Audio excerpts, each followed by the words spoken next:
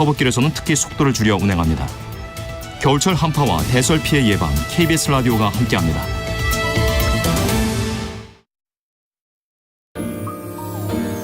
대한민국 중심 채널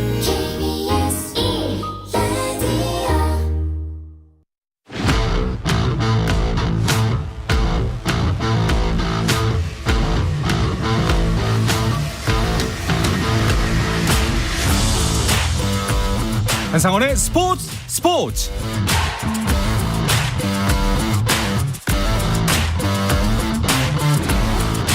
스포츠가 있는 저녁 어떠신가요? 아나운서 한상원입니다. 오늘 하루 이슈들을 살펴보는 스포츠 타임라인으로 출발합니다.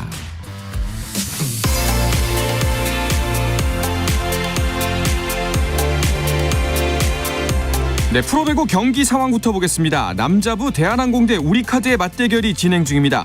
남자 배구 사상 최초의 통합 4연패에 도전하는 대한항공. 하지만 그 목표 달성이 쉽지 않아 보이는 상황인데요. 선두 우리카드를 상대로 새해부터 대한항공이 힘을 내고 있습니다. 3세트 현재 세트스코어 2대0으로 대한항공이 앞서고 있고요. 3세트 역시 23대 10으로 승리를 목전에 두고 있습니다.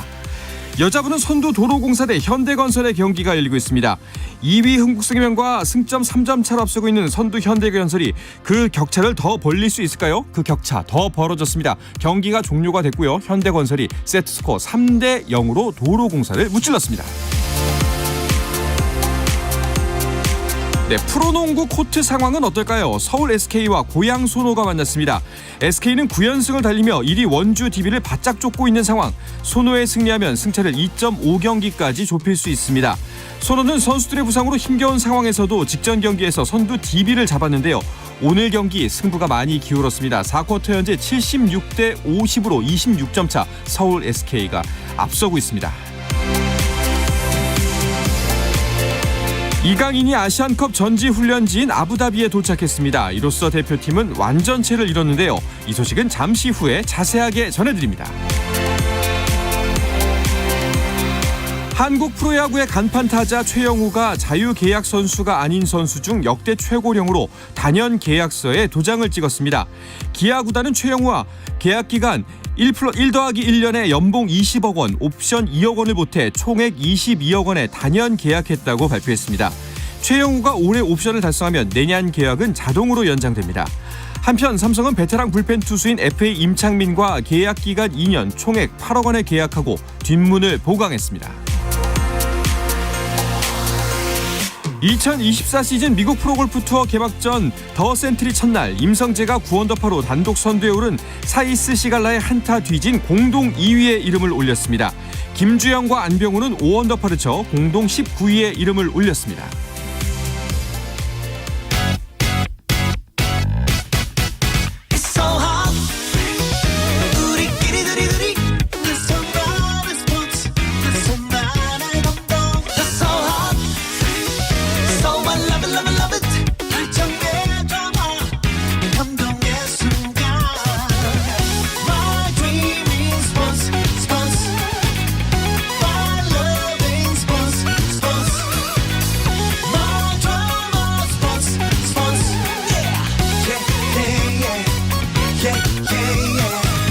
스포츠.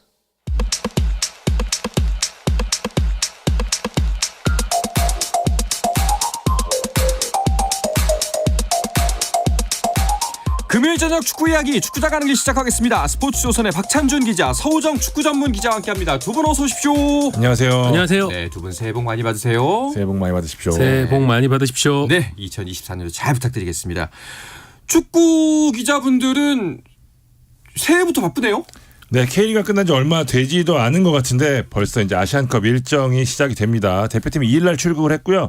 6일날 평가전 그리고 개막까지 이제 일주일 남겨두고 있습니다. 아시안컵이 끝나고 나면 K리그 개막 일정이 또 이어지고요. 또 네. 파리올림픽 최종 예선, 월드컵 예선 등으로 이어지는 숨막히는 일정이 올해도 기다리고 있습니다. 그렇습니다. 작년에도 축구 일정이 심심하면 이제 끊어질 때 계속해서 이벤트들이 많았거든요. 올해는 더 바빠 보입니다. 자, 그 첫 번째 아시안컵이 이제 딱 일주일 남았습니다. 네, 카타르 현지 시간으로 12일, 한국 시간은 13일 새벽에 개막전이 열리고요. 우리 대표팀의 일정은 15일부터 시작이 됩니다. 자, 우리나라는 전력도 워낙 강합니다. 진짜 역대 최강 전력이라고 해도 과언이 아닐 팀인데 거기에다가 클린스만 감독이 아시안컵 우승 얘기를 하도 해서 예, 우승 못하면 절대 안 될 것 같은 그런 분위기입니다. 맞습니다. 클린스만 감독이 취임 기자회견에서 호기롭게 아시안컵 우승을 공약으로 내걸었고요. 이후에 각종 논란이 나올 때마다 결과를 보고 평가해달라라는 이야기를 했는데 그 결과가 바로 아시안컵 우승이거든요. 클린스만 감독이 장도에 오르면서도 64년 만에 우승 자신 있다는 말을 전했고요.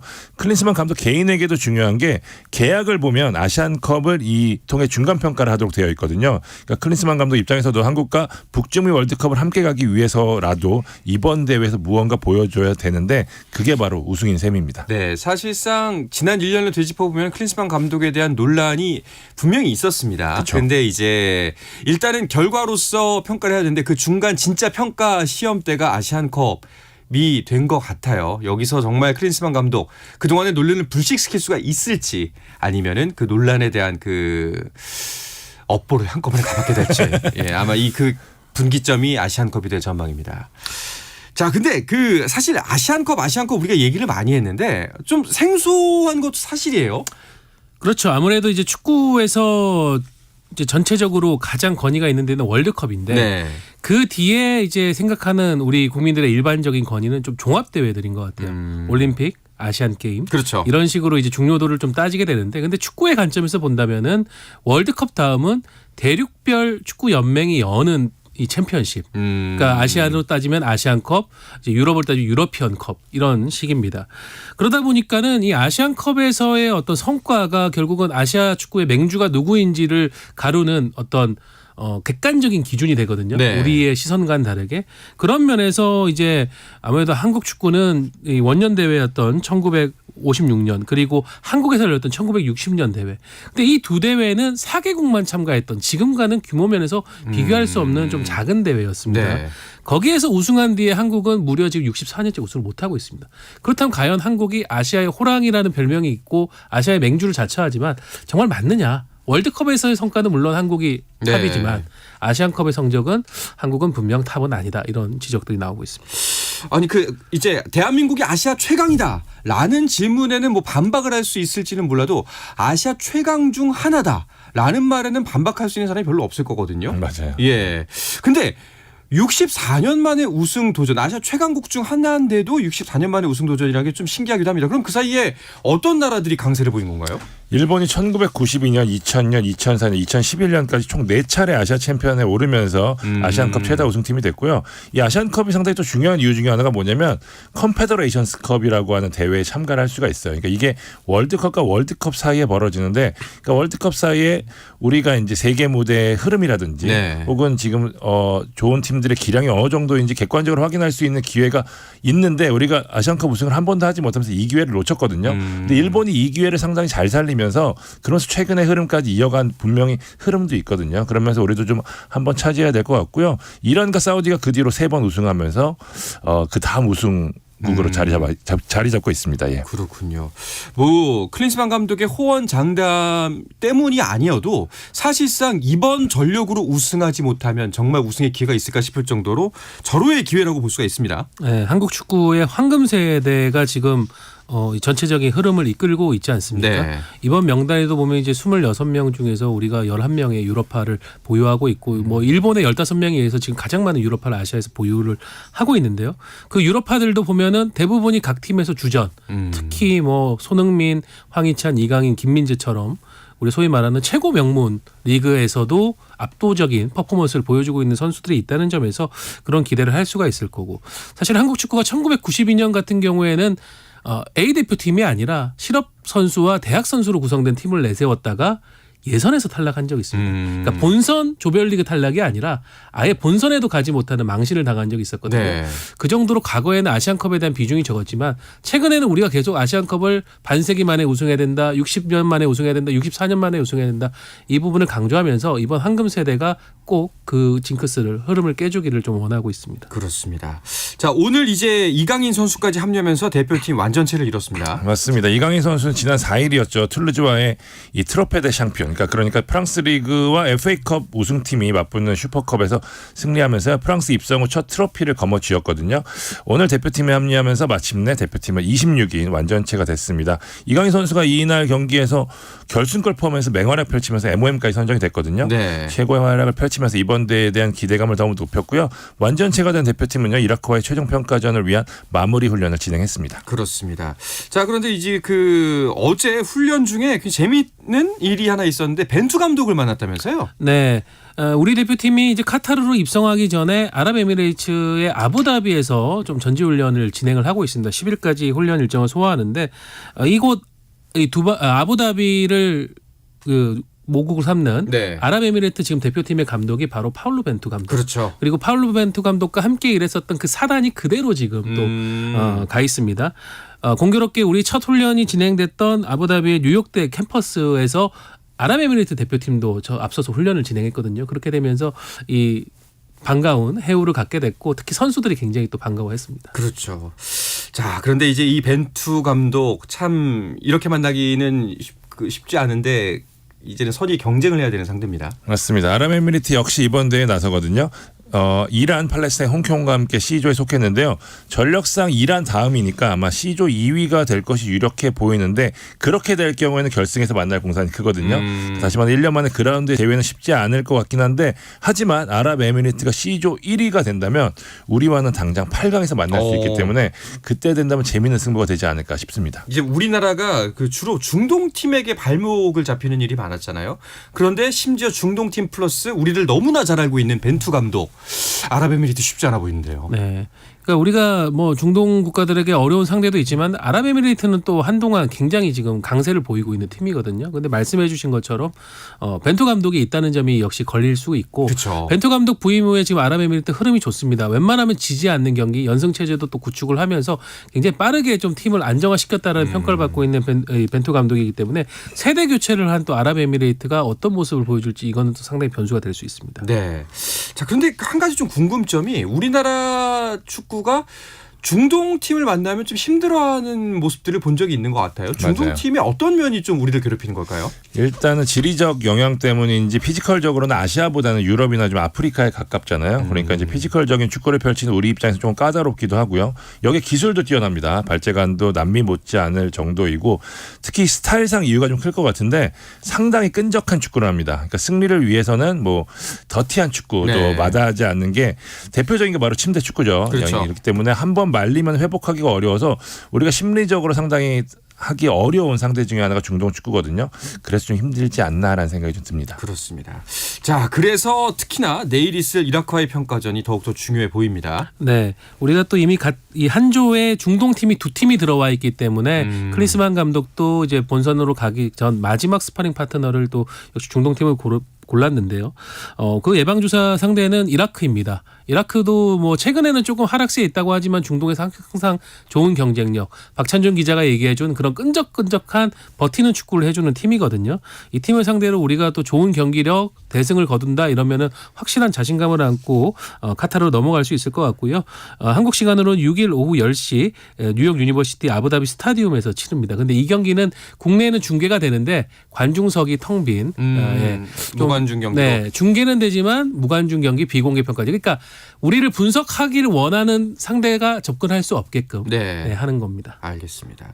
뭐 클린스만 감독 지금까지의 성향을 본다면 당연히 베스트 전력을 가동하겠죠. 맞습니다. 이 지난 평가전들을 지켜봤을 때 클린스만 감독 역시 플랜 A의 완성도를 높이는데 주력하는 스타일이거든요. 변화를 주기보다는 계속해서 지금까지 비슷한 혹은 같은 라인업으로 경기를 치렀잖아요. 그렇다고 봤을 때 이번 이라크전 역시 베스트 전력으로 나설 공산이 큽니다. 일단 특별한 부상자도 없고요. 네. 선수단 분위기도 좋기 때문에 마지막으로 최고의 멤버로 한번 점검하지 않을까 싶습니다. 일단은 이라크전에서는 이강인 선수가 복귀한 지 얼마 안 됐기 때문에 하루 쉬고 바로 경기를 뛸 수 있을지 이 부분도 관건이에요. 네, 아마 쉽지는 않을 것으로 보이고요. 또 손흥민 선수, 황희찬 선수도 이 프리미어리그 일정이 워낙 빡빡하다 보니까는 합류하기 직전에 경기를 치르고 왔거든요. 그러니까 이 선수들의 경우에는 좀 뭐 선발로 나선다고 해도 출전 시간 한 45분 정도로 본다거나 아니면 후반에 어느 적절한 시점에 투입하는 것을 감안해야 될 것 같고 그리고 우리 대표팀이 일찌감치 또 소집을 하긴 했지만은 지금 현재 우리가 쓸 수 있는 훈련장의 상태 때문에 때문에 실외 훈련을 하지 못하고 실내 훈련만 한 채로 지금 네. 아부다비에 넘어가 있습니다. 그래서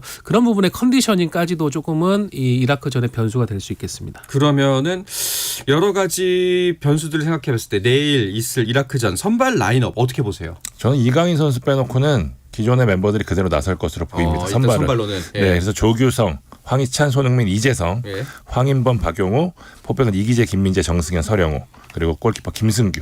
저는 이 정도 예상하겠습니다. 서우정 기자는 어떻게 생각하세요? 사실 클리스만 감독의 축구가 그 플랜 A 사실 어떻게 보면 왜 이렇게 변화를 안 가져가나 정도 싶을 정도로 좀 그 주전근들을 계속 유지해 왔었거든요. 그 기조가 분명히 이어질 거라고 보고 아까 말씀드린 것처럼 다만 이제 손흥민, 황희찬 선수 같은 경우에는 아마 45분 정도 이후에는 교체되지 않을까 싶습니다. 알겠습니다. 자, 평가전이지만 그래도 좀 전열을 다듬고 사기를 올리는 의미에서 화끈한 경기가 펼쳐졌으면 좋겠는데 말이죠. 맞아요. 대표팀이 최근 5경기에서 지금 5연승 달리고 있거든요. 네. 득점이 19골, 실점은 하나도 없는 지금 완벽한 모습인데 4경기 연속 3골 차 이상 승리는 몇십 년 만의 기록이라고 하더라고요. 평가전이 물론 예방주사를 맞는 게 가장 중요하긴 하지만 역시 시원한 승리만큼 기운을 올릴 수 있는 게 없거든요. 그런 의미에서 이날도 시원한 승리를 통해서 기세를 이어가고 아시안컵 우승에 대한 희망을 높였으면 하는 바람입니다. 지금까지 이라크 상대 전적은 우리가 앞서고 있죠. 네, 8승 12무 2패. 한때는 뭐 이라크 상당히 버거운 상대라고 했지만 최근에는 거의 지지 않는 경기를 하고 있고요. 아까 전에 얘기 드렸지만은 지금 바레인, 요르단 우리가 조별리그부터 상대해야 될 중동 팀들에 대한 좋은 또 시뮬레이션이 될 수 있기 때문에 그 부분에서의 좋은 내용들이 기대가 됩니다. 알겠습니다. 자, 우리가 이라크와의 평가전을 치는 동안 우리가 한 주에 묶인 팀들은 어떻게 준비를 하고 있을지 이 부분도 궁금한데요. 이야기는 잠시 쉬었다가 와서 계속해서 나누도록 하겠습니다.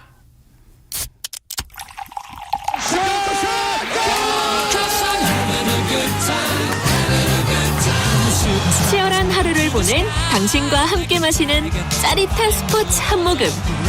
매일 저녁 8시 30분 한상원의 스포츠. 금요일 저녁 축구 이야기 축구장 가는 길 듣고 계십니다. 서우정 축구 전문 기자 스포츠조선의 박찬준 기자와 함께하고 있습니다. 아시안컵 이야기 계속 이어가 나가 볼까요? 우리는 2조입니다. 네, 바레인, 요르단, 말레이시아와 한 주에 속했고요. 15일, 20일, 25일 모두 8시 반에 경기를 치릅니다. 네, 우리가 이제 첫 번째 경기가 바레인하고 펼쳐지게 되는데요. 바레인은 어떻게 준비하고 있나요? 네, 바레인은 우리 대표팀하고 같은 날짜에 아시아를 지금 이끄는 빅4 중에 하나라고 하는 호주와 평가전을 치르게 됩니다. 우리하고 스타일은 조금 다르지만 호주가 갖고 있는 절대적인 좀 전력, 경기력적인 부분 한번 부딪혀 보면서 한국전에 대한 좀 자신감을 채워보겠다는 것 같은데 일단 바레인은 지난해 A매치에서 6승 2무 4패 좀 평이한 경기를 치렀거든요.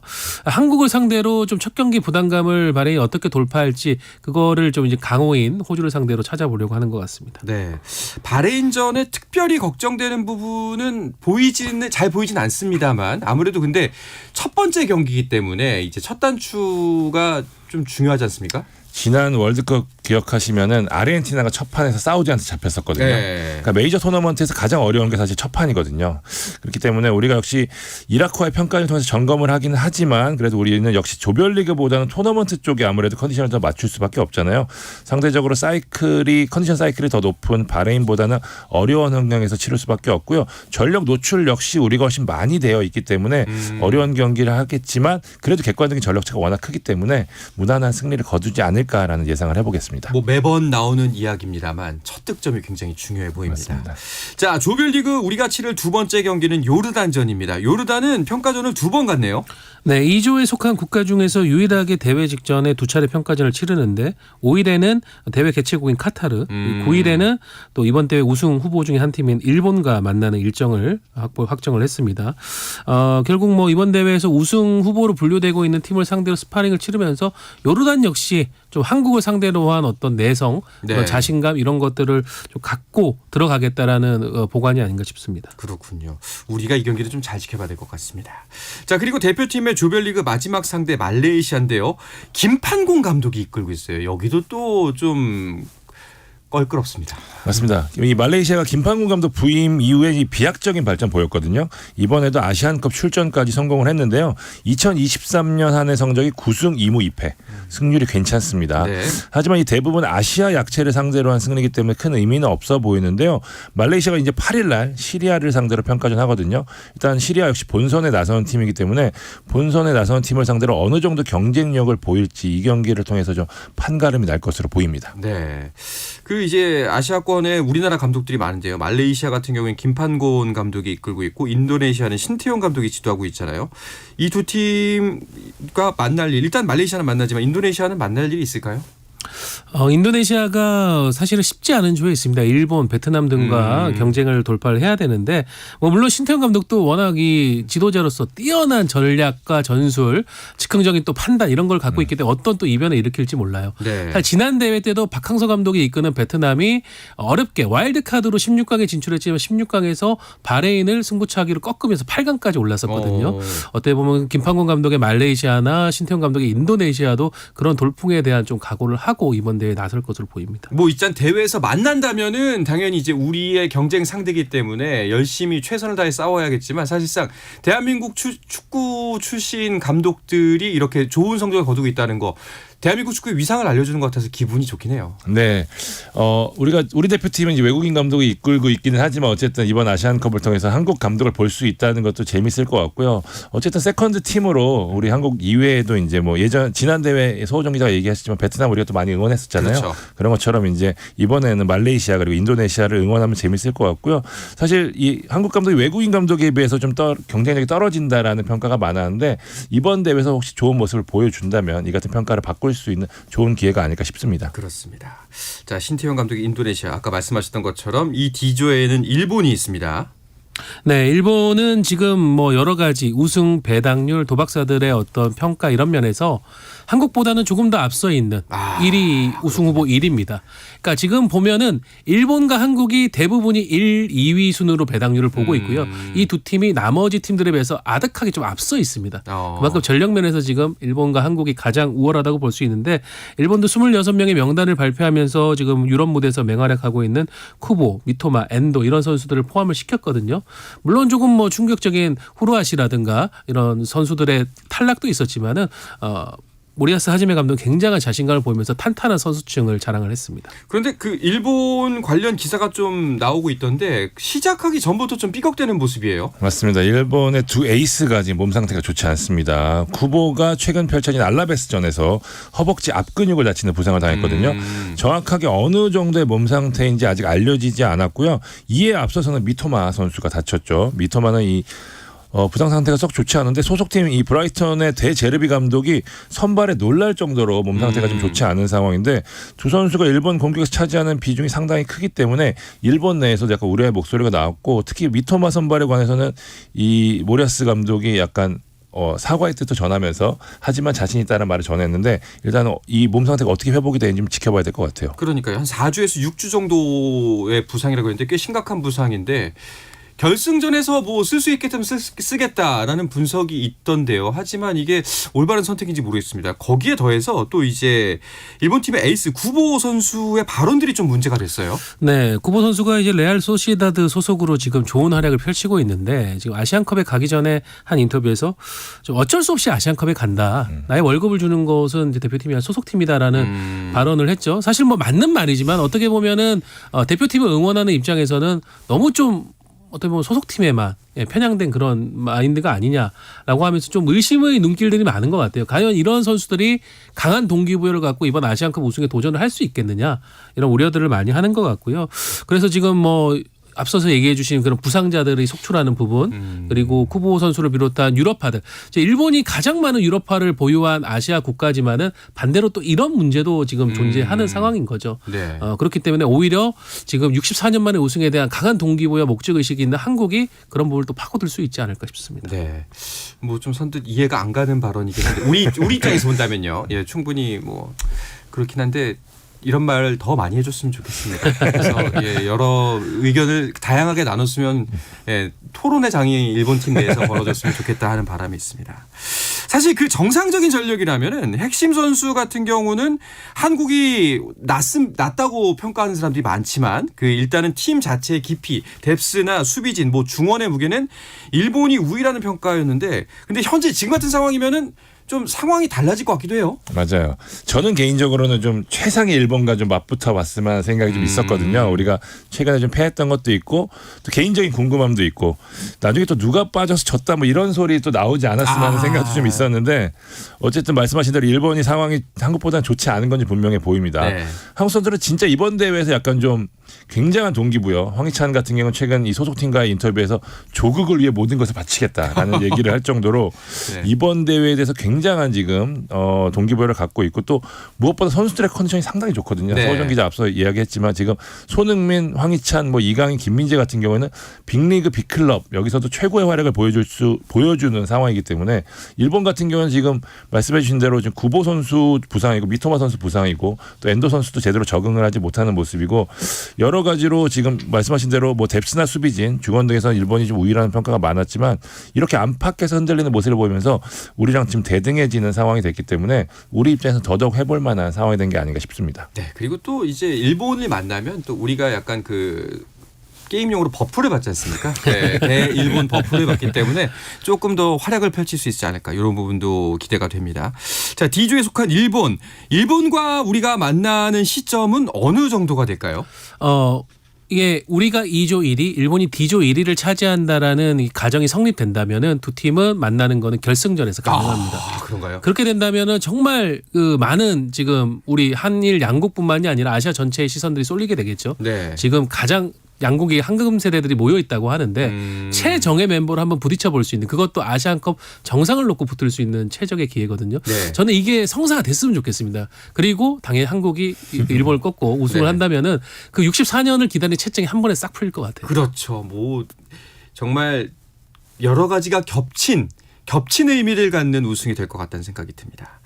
그 이제 우승 후보 아까 1, 2위 일본과 한국이 이제 가장 많은 사람들이 우승 후보로 점치고 있다라고 말씀해 주셨는데 우리와 일본을 제외한 또 다른 우승 후보군에 있는 국가들 어떤 나라들이 있을까요? 역시 아시아에서 한국과 일본을 빼면 사우디, 이란, 호주 이렇게 좀 빅5를 지켜봐야 될 것 같고요. 여기에 또 개최국 카타르도 다크호스로 분류할 만합니다. 지난 대회 우승을 차지했기 때문에 나름 전력도 괜찮은 팀이거든요. 이 네. 국가들을 좀 주시해야 되지 않을까 싶습니다. 이 중에서 가장 조심해야 될 팀이 있다면 누굴까요? 저는 좀 의외의 변수가 또 카타르가 될 수 있다고 보는데 물론 월드컵에서는 좀 실망스러웠지만은 지난 대회 때도 전승 우승을 했었고 또 한국을 또 8강 꺾지 않았었습니까? 네.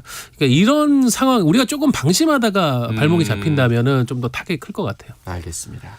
자, 다음 주 이 시간에는 조별로 좀 더 자세하게 전력을 짚어보는 시간을 갖도록 하고 오늘은 여기서 금요일 저녁에 축구 이야기 축구장 가는 길을 마치도록 하겠습니다. 두 분께서는 아시안컵 출장 가시나요?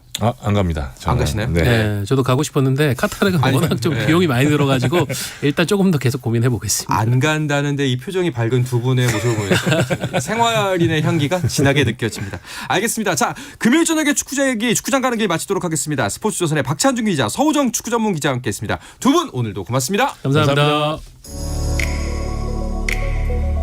네, 주말 스포츠는 9시 20분부터 함께하실 수가 있습니다. 저는 월요일 저녁 8시 30분에 돌아오겠습니다. 한상원의 스포츠.